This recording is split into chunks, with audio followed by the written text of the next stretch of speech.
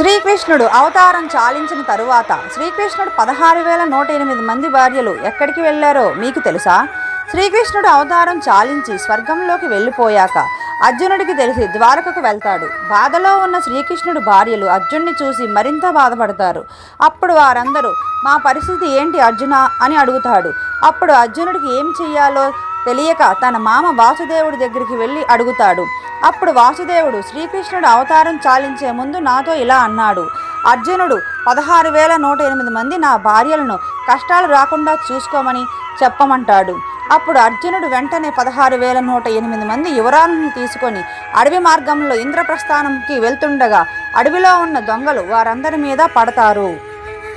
కానీ అర్జునుడు కురుక్షేత్ర యుద్ధం ముగిసిన తర్వాత తన కొన్ని శక్తులను కోల్పోతాడు. మిగిలి ఉన్న కొన్ని శక్తుల్ని వారి మీద ప్రయోగిస్తాడు. అయినా కూడా ఆ దొంగలు కొంత ధనాన్ని, కొంతమంది శ్రీకృష్ణుడు భార్యలను తీసుకొని వెళ్ళిపోతారు.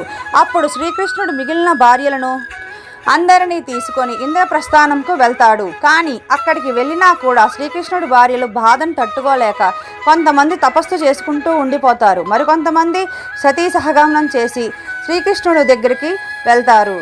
ఈ వీడియో మీకు నచ్చినట్లయితే జై శ్రీకృష్ణ అని కామెంట్ చేయండి. మరిన్ని ఇలాంటి వీడియోల కోసం నా ఛానల్ని సబ్స్క్రైబ్ చేసుకోండి, లైక్ చేయండి, షేర్ చేయండి. Thank you for watching.